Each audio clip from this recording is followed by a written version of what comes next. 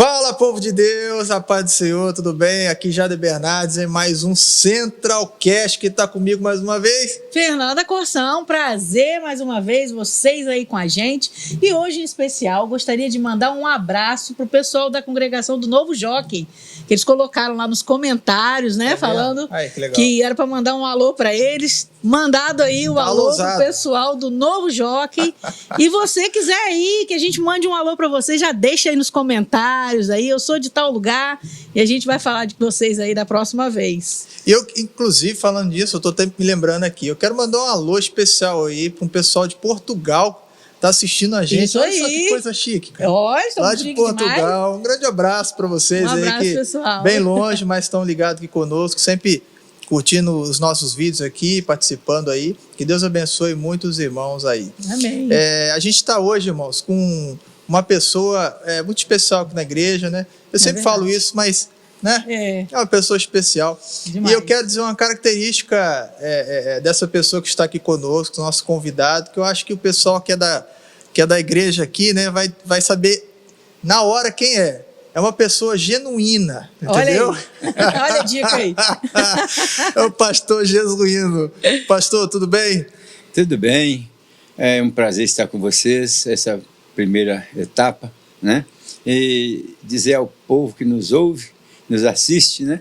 Que há um tempo de regozijo muito breve, muito melhor do que vivemos, porque Deus está no controle de todas as coisas. Amém. Amém. Pastor Jesuíno é um pastor dirigente de uma de nossas congregações, ali em Nova Canaã, né? Um nome maravilhoso, sugestivo, né, pastor? Sugestivo, né? Uma coisa boa, né? E assim, quem convive com o senhor aqui na igreja, ou talvez não tenha um convívio muito próximo, escuta o senhor falando, fala, rapaz, esse camarada é lá de Minas Gerais. Conta pra gente, o senhor é mineiro, qual é a origem do senhor? Como eu estava falando com vocês agora há pouco, eu sou baianeiro, né? Baiano, criado em Minas, né? E fui aos 10 para 12 anos, fui para Belo Horizonte. E foi assim uma saga mesmo, uma coisa assim, nós pobrérrimos, né? Meu pai plantou um vale, um brejo lá de arroz que o patrão permitiu, e com esse dinheiro comprou as passagens para a gente vir embora. Só isso, tão somente. Meu Deus. E chegamos em Belo Horizonte, como diz os antigos, com a mão na frente e outra atrás, aguardando que um parente aparecesse para nos resgatar na rodoviária. Meu Deus. E, por misericórdia, uns 4, 5 dias depois, um irmão da minha mãe apareceu por lá, disse que foi ver se chegou alguém do interior, e nos achou lá, só por misericórdia de Deus. E saímos dali, fomos para a casa deles, todo mundo desempregado, na mais pura miséria, um montão de criança, um irmão que veio do Paraná trazendo a esposa e mais 2 crianças. Nossa. E fomos morar num cômodo que não caberia 2 direito, mas foi morar 12. Nossa. Meu Deus. E aí Deus foi abrindo portas aqui e ali. Eu sempre fui meio, como diz eu te disse quando era criança, magrelo, meio grilo, pulava para um lado, para o outro, vendia as coisas aqui, comprava ali. Então eu e meu irmão acima de mim, nós vendíamos alguma coisa e quando nós voltávamos, já levava alguma coisa para minha mãe fazer para a gente comer. Era uma vida, aliás, foi uma vida muito difícil. Não é que hoje é difícil não, mas naquele tempo, nos anos 60, 65, até 65, perdão, os anos 69 a 75 foi um tempo muito, muito difícil. Aí se passou o tempo, com 21 anos, um maluco lá resolveu me convidar para trabalhar nos Correios, um matuto, né? Matuto mesmo, aquele camarada que não entendia nada, recém-chegado da roça. Da roça eu estou elogiando, porque a gente morava no meio do mato, né? No meio do mato, literalmente. Me convidou, perguntou se eu queria trabalhar nos Correios. Eu tinha apenas o 4º ano daquela época, mas naquela época, 4º ano era coisa boa, né? Falei, claro, me levou lá, me apresentou uma pessoa, me pediu os documentos, deixei lá, e a partir dali eu já estava recebendo 3 meses sem me chamar para trabalhar e a grana estava no banco. Sabe Que quantos? maravilha. Naquela época, 77, Aham. 11 salários mínimos. Eita! Na mão de um ruim não, né? matuto. Você imagina, 11 salários mínimos na mão de um matuto que não sabia nem o que era um salário direito. Meu Deus. E aí começamos. E aí também começou a ver as lutas, né? Porque a gente chega a ver dinheiro. Aí as coisas ficam fáceis. Sem ter muita sabedoria de A coisa lidar. foi... o problema é que aí que não tinha sabedoria. Aham. O problema foi essa é a questão, não tinha sabedoria, né? Mas eu sempre gostei de ler, de buscar alguma coisa, porque pelos meus pais nós seríamos como eles, só para trabalhar, para comer, arrumar um casamento, Sobreviver, casar, criar né? filho e tal. Mas eu sempre quis buscar. Eu passava, olhava aqueles letreirão, eu custei para entender o nome do negócio, outdoor, né? Eu lia aqueles negócios, passava, achava bonito, lia e tal. Chegava em casa, comentava com meus pais. E eles já diziam o seguinte: desde que você trabalhe e que não precisa preocupar com a sua vida, você pode fazer o que você quiser. Aí a gente começou a estudar e tal. Eu encontrei uma diretora de uma escola sensacional. Ela começou a me ouvir, eu contei a minha história para ela, e ela me pôs para estudar na sala dela. Ela era diretora e professora também, me pôs para estudar na sala dela. Então, no meio do ano, eu passei para o 2º ano. Ela me colocou no 2º ano.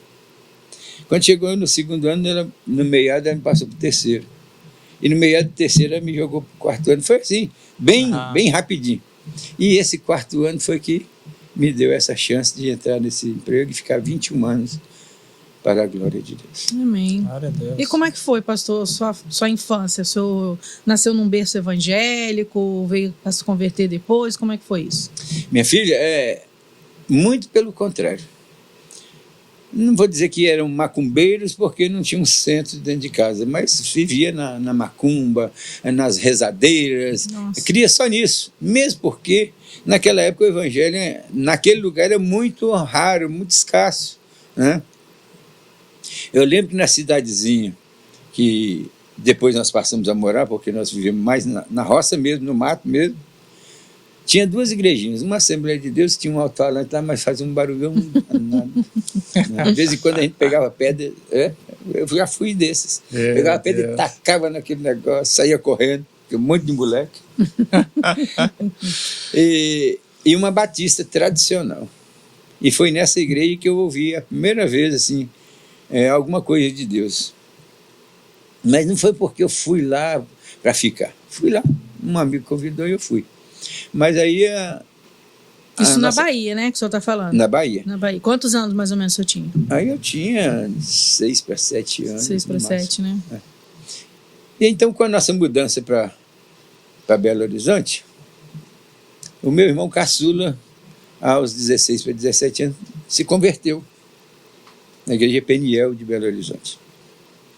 E um dia, era festa de São João, e minha mãe ainda tinha a tradição desse negócio. Tinha aqueles forrinhos de roça, né, aqueles forrinhos tipo um cupim. Ali se assava biscoito, frango, as coisas todas gostosas que os baianos sabem fazer, né? E ele chegou por trás de mim, esse meu irmão, bateu aqui nas minhas costas e falou assim: homem, Jesus precisa de você. Eu falei: tudo bem. O dia que ele precisar, ele é interessado, ele vai falar comigo. E cortei o assunto ali, entendeu?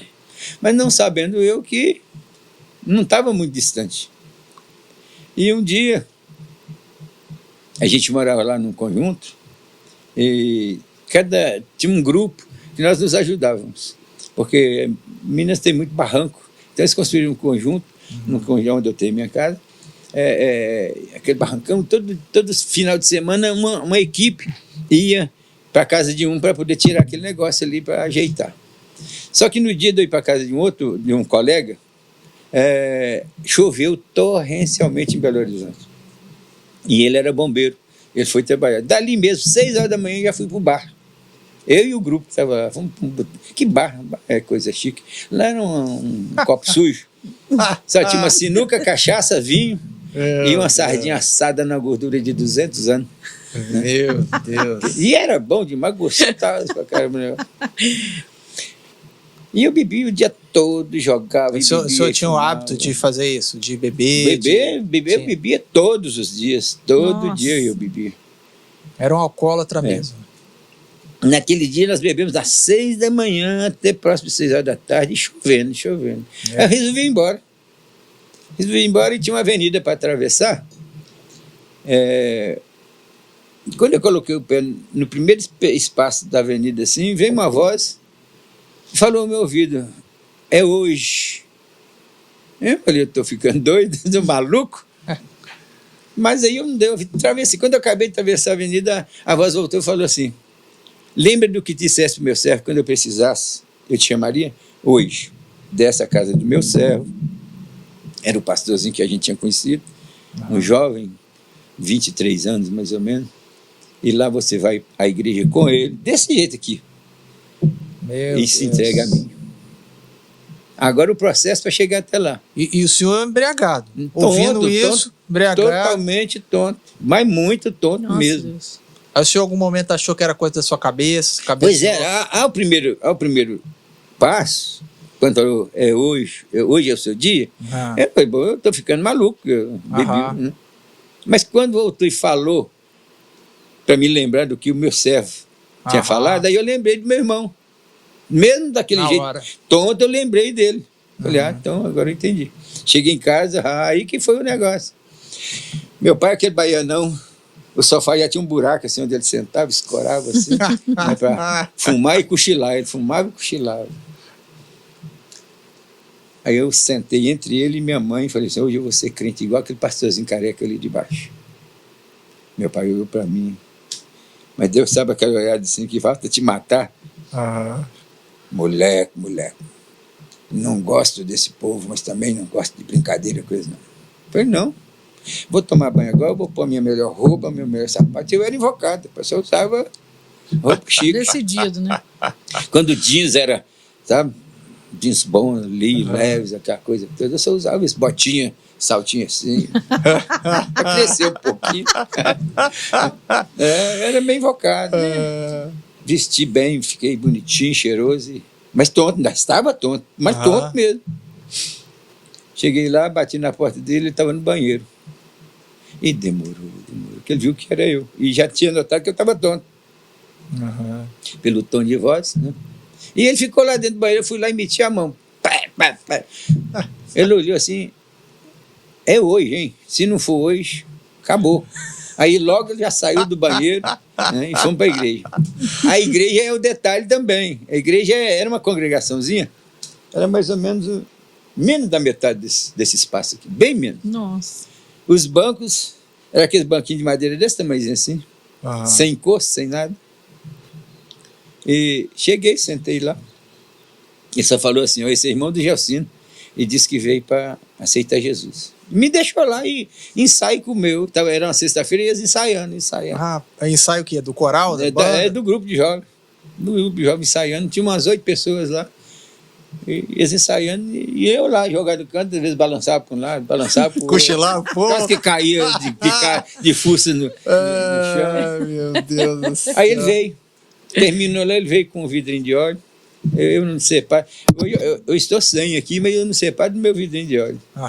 Sempre eu estou com um vidrinho de óleo consagrado. E lá era igreja tradicional? Não, a Igreja de Deus do Brasil. Igreja de Deus do Brasil. Sim. Ele veio, me ungiu aqui a minha testa e passou um pouquinho assim nos meus lábios e começaram a orar. Orou por volta de uns 5 minutos. E quando ele falou amém, eu até assustei. Eu estava completamente lúcido, curado, são, como estou aqui agora. E tinha um detalhe: minha mãe dizia que eu bebia, parece que eu não bebia, eu jogava a bebida sobre mim, que eu fedia.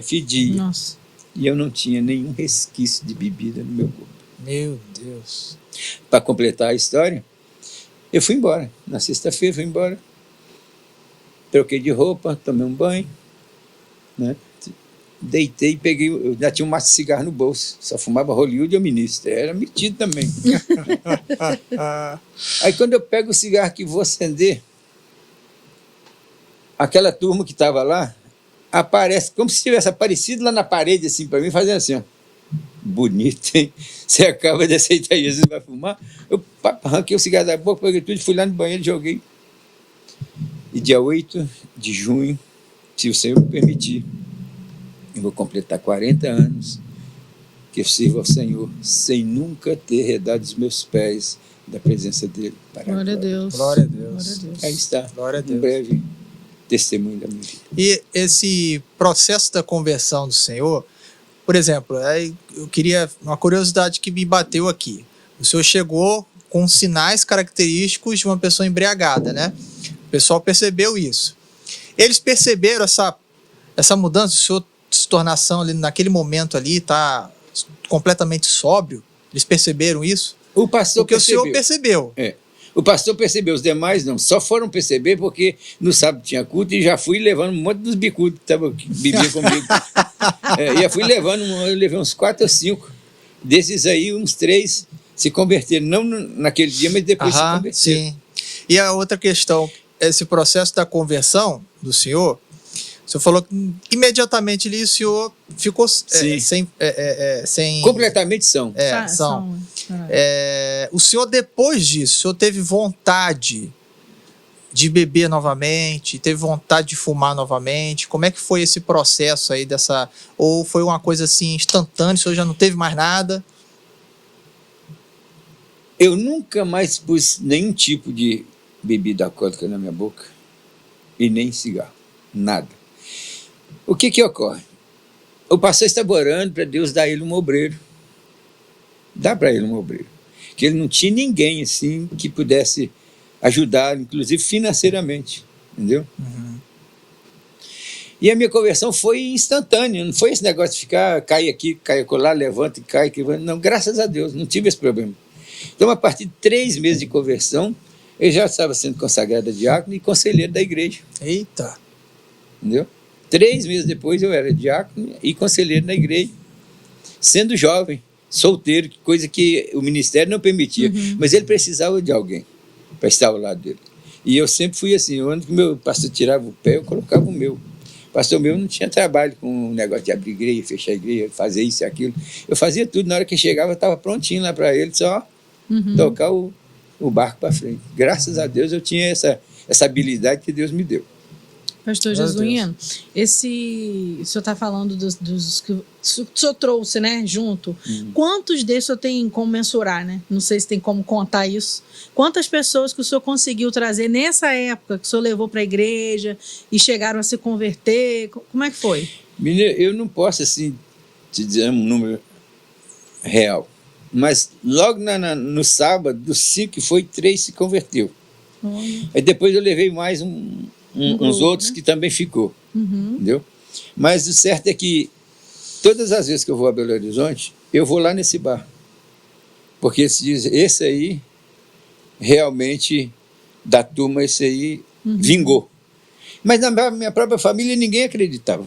Ninguém acreditava. Porque eu não era só bebida e só cigarro. Eu tinha meus rolos. Eu só não conheço drogas ilícitas. Mas eu bebia muito, eu fumava muito. Tudo que eu achava que era bom fazer, eu fazia. Mas, graças a Deus, uma coisa que meu pai nos ensinou, sendo um matuto, é não desonra a família de ninguém e nunca ponha o seu pé onde você não possa alcançar.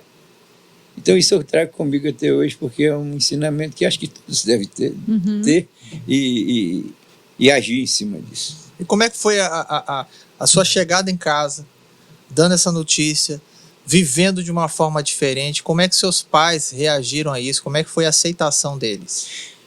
No outro dia, na hora que eu cheguei também, eu fui deitar, eles já estavam deitados, já iam muito cedo, né? Menos eu. Eu só durmo tarde. Então, dormiam muito cedo. Então, eu cheguei também, fui deitar. No outro dia, eles viram que eu não levantei ruim, que eu levantava mal pra caramba, né? Até melhorar, tem o tal do chimbre. Você tem que tomar uma para poder consertar do dia seguinte. Meu Deus. Para poder voltar à normalidade, porque você começa a ficar meio Abstinência. É.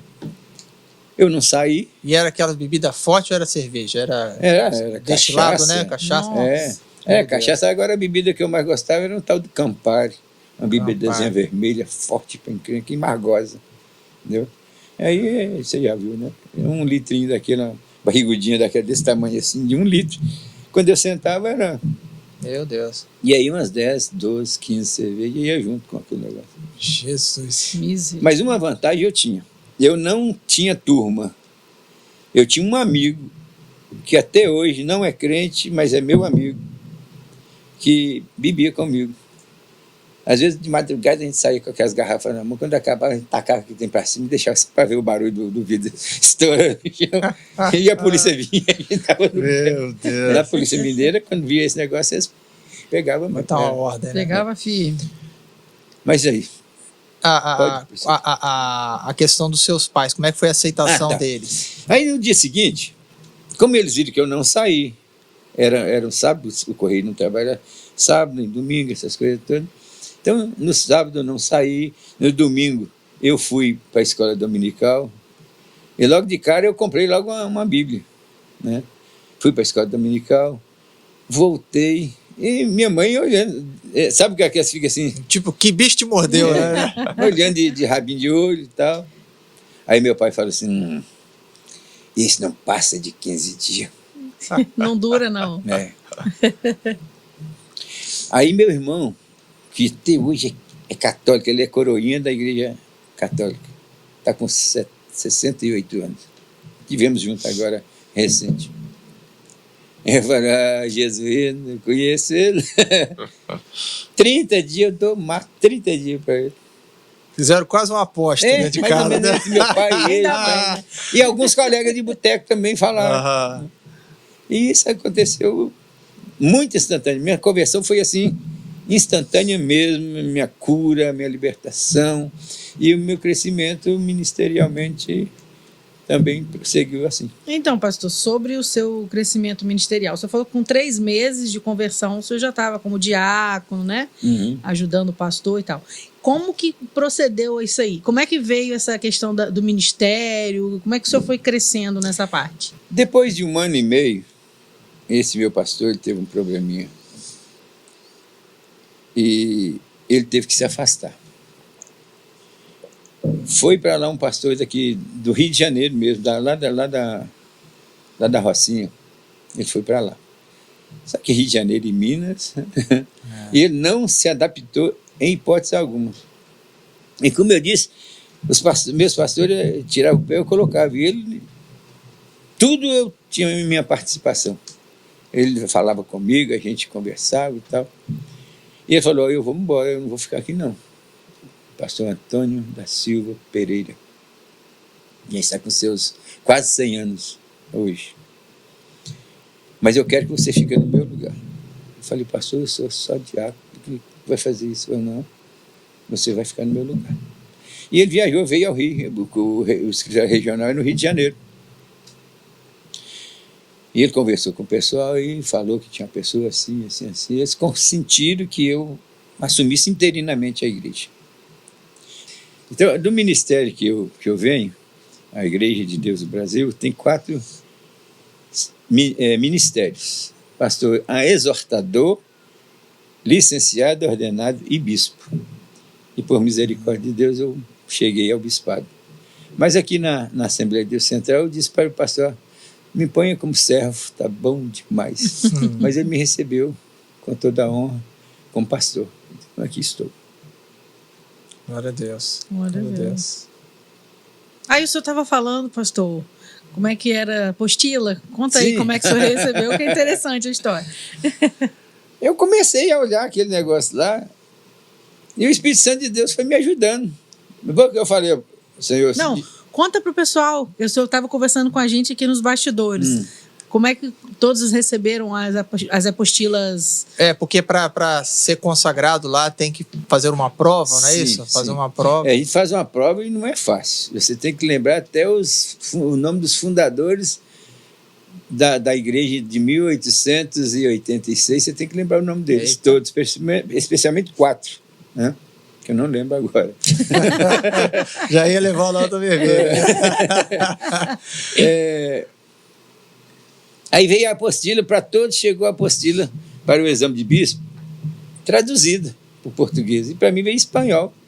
E eu procurei pessoas que pudessem me ajudar e eu não consegui. Eu falei, Senhor, já que eu fui chamado para fazer, eu quero passar nesse negócio, né? E aí comecei a olhar, aí algumas palavras dava para... Já ia colocando ali, traduzindo, outras eu saltava, umas duas, ia lá na frente, aí eu voltava. Aí com a sequência daquelas palavras que... Já entendendo o que estava querendo conseguia, dizer. aí eu já entendia o que... E aí, pá... Foi quase um curso de espanhol. Fala, dependendo do que o cabra está falando, eu saco. Não falo espanhol perto de mim, não. Aí fomos para a prova, lá em Teresópolis. Foram, na época, 18 pastores para fazer essa prova. Na hora que a turma abriu a prova, deu uma olhadinha de leve, assim, 8, desistiu na hora. Eita! E sobraram 10. Desses 10 eu estava lá. E dentre esses 10 só passaram 7. E dentre eles, Deus me honrou. E passei em primeiro lugar. Eita, glória a Deus. Sem saber de nada, mas passei. Glória a Deus. E não é dizer que a coisa é fácil, não. E depois tem o grupo de conselheiros nacional que vai te interrogar.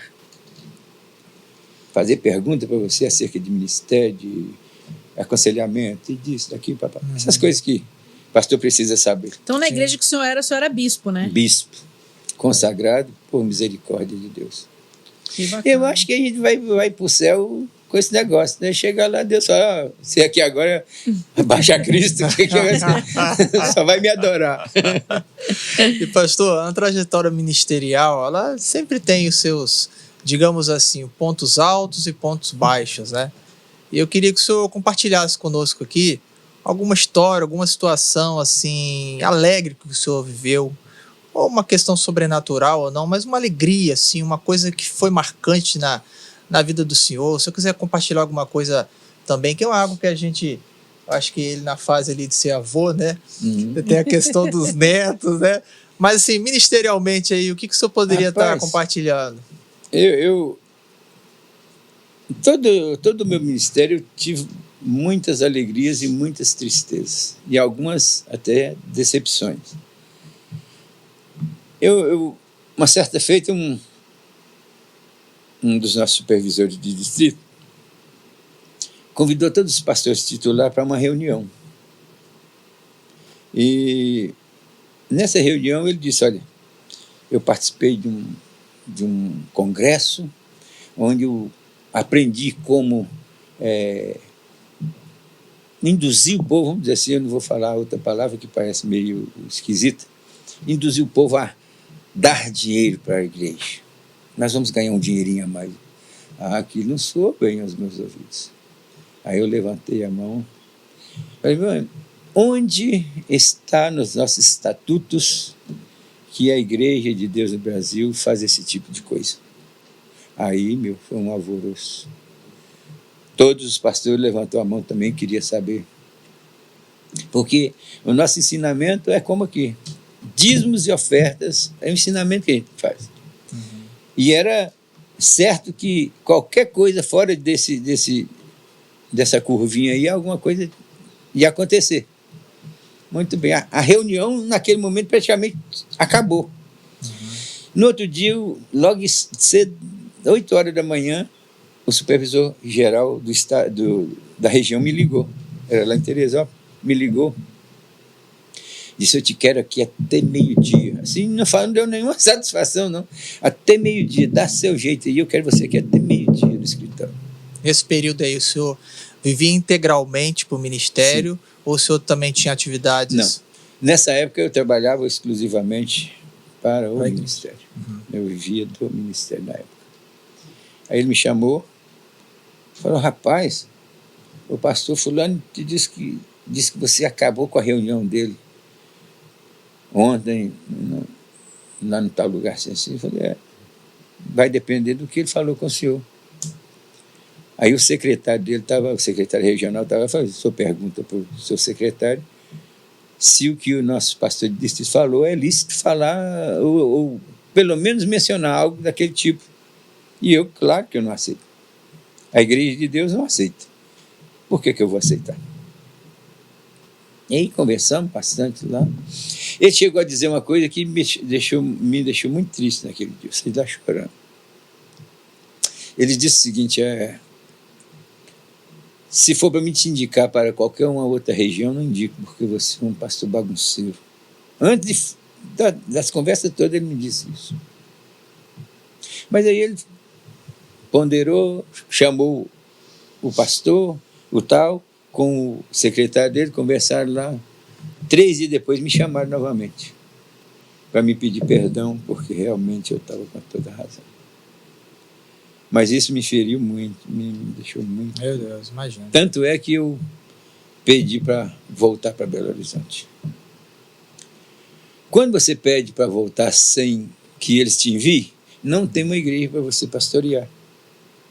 E aí foi um tempo de 1 ano e 7 meses, muito sofrido. Esperando, né? Não, eu não esperava. Sinceramente, eu não esperava. Mas nós sempre soubemos nos virar. Minha coroa, beijo, minha filha. Ela começou a fazer bombom. E eu vendia. Teve dia de eu vender, assim, sair com um balaio de 500 bombons em balaio. 3 horas depois eu ter vendido tudo. Olha que benção. Aí o meu filho já tinha uns 10, 12 anos, aí ele ficava querendo disputar comigo, né? Quem vendia mais, mas não tinha para ele, não. É porque uma coisa é certa, eu não sei fazer muitas coisas, mas uma coisa eu sei, eu sei vender. Eu sei vender. Hoje, vamos chegar aqui agora de uma vez, né, que já está acabando o tempo. Hoje, apesar de eu estar aposentado, mas não é uma coisinha. Então eu vendo bolo de pote para complementar. Ai, que maravilha. Né? E é uma delícia. Quem vem no culto aqui na terça-feira, na quinta-feira, tem oportunidade de comprar. De abacaxi é meu preferido. Se você vier na terça ou na quinta aqui... Como é que é o nome da esposa do pastor Jesuíno? É Cássia. Cássia. Uma delícia, Cássia. E não tem, e ela não fez curso, esse negócio para saber. Deus dá para ela, ela faz e fica bom o negócio. Os bolos de pote hoje, vou te contar, em Campos não tem igual os nossos. E eu desafio as pessoas. Eu falo, o Dininho. É bom de marketing também. E eu desafio as pessoas. Falo, ó, tá aqui, ó, você pode comer. Eu vou embora. Eu sei que você é um homem honesto, uma mulher honesta. Você vai dizer se presta, se não presta. Se for bom, você me paga e compra mais um na hora que eu voltar. Tem gente aqui na cidade que fica esperando a hora de eu passar para comprar meu bolo. Maravilha. Graças a Deus. Então, assim, só que é um negócio também meio desgastante, né? Não estou falando de imagem, que esse negócio de Jesus é que nos dá a nossa imagem e nos faz o que quer com ela. Mas já teve coisas interessantes com minhas vendas de bolo. Eu cheguei num salão, aí uma dona falou, esse aí é um pastor. Aí a dona do salão falou, mas pastor vendendo bolo? Eu falei, estou vendendo bolo e vim abençoar a sua vida aqui também. Aí ela fez assim, regalou e fez assim. Aí eu falei, o que houve? É porque na hora que o senhor entrou aqui, saiu um negócio, uma sombra escura daqui dentro. Eu falei, tá vendo? Eu sou um servo de Deus. Olha aí. Você comprou meu bolo e o Senhor, através da minha vida, te abençoou. É uma coisa assim. Tem uma mulher, uma dona de uma loja aqui no centro, comecei a vender para ela, mas não sabia, não tínhamos ainda intimidade. Né? Eu descubro a mulher desviada daqui, da central. Eita. Estava morando lá na Penha e não sabia que tinha igreja. Ela falou, não, a senhora vai voltar para cá, em nome de Jesus, a senhora vai voltar. Aí passou uma terça-feira, na quinta eu voltei. Eu falei com ela, você foi na igreja ontem? Na quarta, no caso. Né? Falei, não, estou meio desanimado. Falei, Então eu falei assim, domingo a senhora vai na igreja. Promete para mim, mas para Deus, primeiramente. Ela falou, eu vou. Lá no pastor Rogério Chaves. Aí na terça-feira eu passei, ela falou, o que foi? Daí para cá eu não encontrei mais ela na loja. Eu espero em Deus que... Então, a gente não só vende bolo, a gente evangeliza, a gente ora. Eu vejo a pessoa assim, eu vejo um semblante num dia e no outro dia eu vejo diferente. Eu falei, está acontecendo alguma coisa? É que a gente vai pegando intimidade. Esse dia, quando eu falei isso... São as oportunidades, né? Que A dona aparecem. começou a chorar. Meu filho, tá uma situação difícil, de família. Tá, falei, não precisa falar nada. Chamei ela no cantinho assim, fui lá, veio com ela. Aproveitar as oportunidades, porque senão a gente... É igreja, caminho de casa, lá já tem os crentes lá, né? Então a gente tem que aproveitar para falar do amor de Jesus. Aí o senhor estava contando que a sua esposa começou a vender bolo de pote, bombom lá em Belo Horizonte. Sim. Sim, esse 1 ano e 7 meses, a gente já pulando, porque é interessante. Esse 1 ano e 7 meses foi, vamos dizer assim, foi o ano da prosperidade da gente. Nós tínhamos, ainda tinha aquele telefonão, quem tinha um telefone daquele... Tijolão. Em casa Telefone fixo, né? Uma linha, né? Era caríssimo. Era tido como se tivesse dinheiro. Eu pensei que era o tijolão, que era tijolão. Não tinha, estava recém-lançado esses negócios. Então, nós comia, bebia, calçava, vestia, ia no cinema, passeava, roupa para as crianças, enfim, vendendo esses negócios. Deus nos prosperou até o dia que, parece, Deus tinha preparado a igreja de São Gonçalo. Parece que ele não chegou a falar, agora eu vou dar um basta nesse negócio, porque senão eles vão ficar muito afoitos disso aí e não vai querer ir para onde eu quero que eles vão. Né? E aquilo foi minguando. Do bombom passou para as tortas geladas, que a gente vendia muito também. Acabou o trigo, minha esposa falou assim, agora o que nós vamos fazer? Aí eu falei, eu vou comprar uns negócios ali. Saí, comprei uns 5 quilos de trigo, trouxe cebola e um monte de retalho de presunto e mussarela. Né? Tudo picadinho. Vamos fazer um pãozinho de alho recheado. Menino, eu nunca vi vender um troço tão rápido como aquele. Eu enchi aqueles balaio, num balaio grandão assim. Eu enchi aquele negócio, saí pela rua, a avenida chamada Avenida Venâncio Pereira dos Santos. Ela vai do número 9 a 2000 caceta. Quando eu chegava no 2000 e tal, já não tinha mais. Tinha acabado todinho e o lucro era certo, porque era uma coisa barata para se fazer e bom para vender, dava um dinheirinho. Aí a gente começou a fazer. Aí o telefone toca. Era o supervisor lá do Rio me chamando para voltar a pastorear a Igreja de Deus lá de São Gonçalo, no bairro Vista Alegre. E por lá fiquei também 4 anos e de lá o Senhor me enviou para Campos. 13 anos aqui na Igreja de Deus, depois agora 3 na AD Central, para a glória de Deus. Esse período, então, de 1 ano e 7 meses que o senhor compartilhou, o senhor ficou sem uma igreja, e aí, então, o senhor ficou sem remuneração, sem nenhum auxílio. Nada, absolutamente. E aí o senhor teve que, como a gente costuma dizer, se virar nos 30, nos 30 e muito bem virado. Glória a Deus. E o senhor congregava em alguma igreja lá? Congregava na Igreja de Deus mesmo. Só não pastoreava, Eu não estava pastoreando, fiquei auxiliando, mas auxiliares geralmente não tem nenhuma remuneração. Entendi. Mas eu também, quando Deus colocou aquele negócio para a gente fazer para sustentar, também não me preocupei. Eu descansei no Senhor, o pastor só tinha dito assim, quando vagar uma igreja, eu te chamo. Aí depois de 1 ano e 7 meses surgiu, e eu fui. Glória a Deus. Fiquei lá 4 anos, e lá ele nos convidou para vir para cá. Foi na época que eu fiz o exame para bispo, né? Porque eu tinha que exercer aqui uma função de supervisor de distrito. 6 igrejas da região aqui, juntando com a igreja de Campos, né?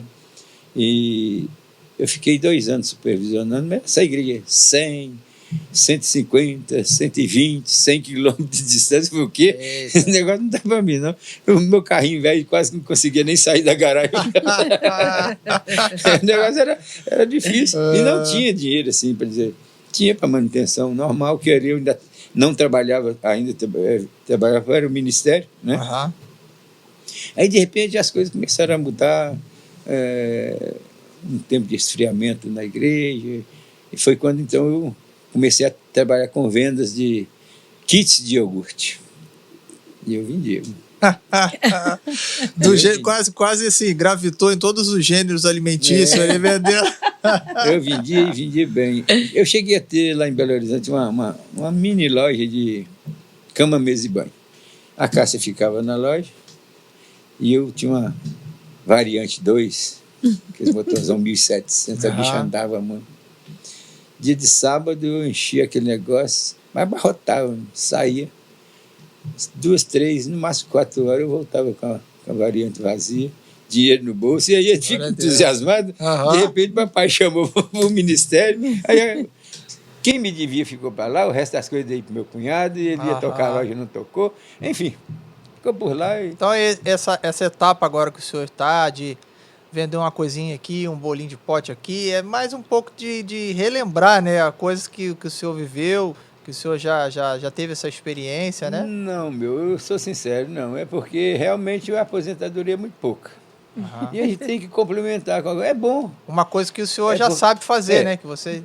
Porque uma coisa é o seguinte, eu não sei ficar parado. Eu fico incomodado, o corpo começa a doer, coisa que eu nunca tive passa a ter. Mesma coisa que eu não tenho dor de cabeça, não tenho dor de dentro, dor de ouvido, não sei o que é essas coisas. Glória a Deus. Mas esses dias, fiquei uma semaninha sem vender os negócios, rapaz, começou um dente a atrapalhar. Eu falei, o quê? Deixa eu trabalhar. Acabou a dor foi embora, eu comecei a trabalhar. Pastor, quantos filhos o senhor tem? Netos, o senhor tem netinho já, que o senhor estava contando para a gente, compartilhando aqui algumas coisas. Quantos filhos o senhor tem? Noras, genros, eu não sei se o senhor tem filho ou filho, como é que é? Conta para mim. Eu tenho 3 filhos. O mais velho tem 36 anos, a do meio, a menina, tem 34, e a Ludmila, que vocês conhecem, que tem 28 anos.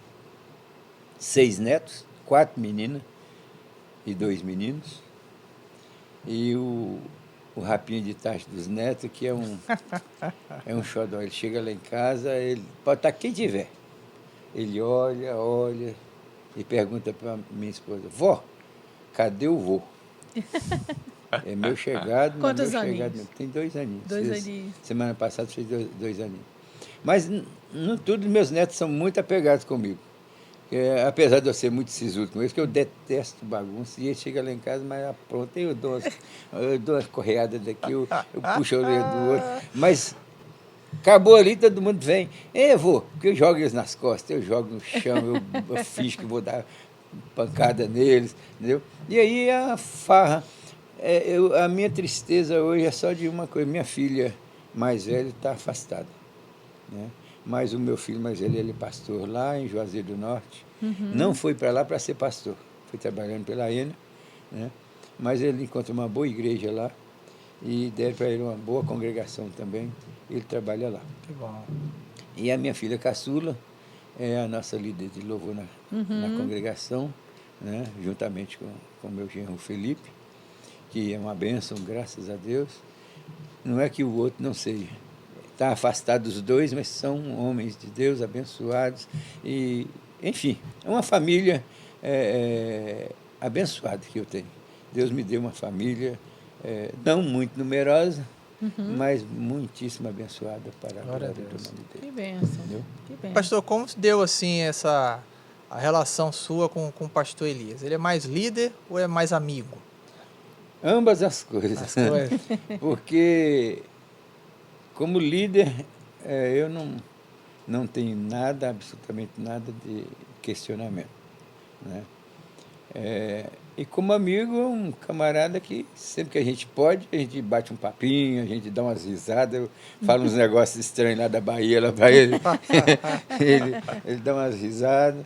Mas é um amigo que começou da seguinte forma. Preguei aqui uma vez, quando a igreja ainda era aqui, né? Essa amizade foi tão boa que eu fui o primeiro, não sei, acho que eu fui o primeiro a ele mostrar as cadeiras no lugar lá dentro. Assim, o ambiente todo, eu fui um dos primeiros, se não o primeiro, fui um dos primeiros que ele levou lá e mostrou. Eu falo assim, isso é só para você. Então é uma amizade gostosa e um líder maravilhoso, que você que está nos ouvindo, nos assistindo, em qualquer lugar, vindo a Campos dos Goytacazes, eu te convido a estar na Assembleia de Deus Central com o nosso presidente, pastor Elias Moreira. É um homem de Deus, um homem temente, que sabe das coisas que precisam ser feitas para o reino. Amém. Amém. Glória a Deus, gente. A gente está chegando no final aí. Eu gostaria de agradecer muito o pastor Jesuíno pela participação, né? Por ter Verdade. vindo aqui, né? Compartilhar um pouco da sua história. Eu creio que foi enriquecedora para a sua vida, né? Como foi para a gente aqui, Com né, Fernanda? certeza, com certeza. Gente, eu quero pedir aquele like, né? Dê um like aí no vídeo, compartilhe com os amigos, né? Vamos compartilhar esse conteúdo aí, porque eu creio que vai abençoar muitas vidas. Curta lá a nossa página no... Olha No aí. Instagram, Olha aí. Centralcast no Instagram. Esse aí ficou meio micado, né? Mas no Instagram, segue a gente lá no Instagram para você ficar atento às coisas bacanas que vão estar acontecendo aqui, né? E é isso aí, irmãos. Quero agradecer. Pode falar, pastor. Eu quero agradecer a você, Jader, a Fernanda, a equipe, né? Especialmente a Deus por estar nos dando essa oportunidade tão ímpar, né? E a minha família, claro, não poderia deixar, né? A minha esposa, os meus filhos, por me acompanhar tantas lutas e pelejas que nós enfrentamos, mas estamos vivos Glória a Deus. para a Verdade. glória de Deus e prontos para continuar caminhando em direção a Canaã, mas a celestial. Amém? Deus abençoe a todos. Deus abençoe, irmãos. Fica com Deus. Fiquem com Deus. Um abração, gente. Muito obrigado, gente.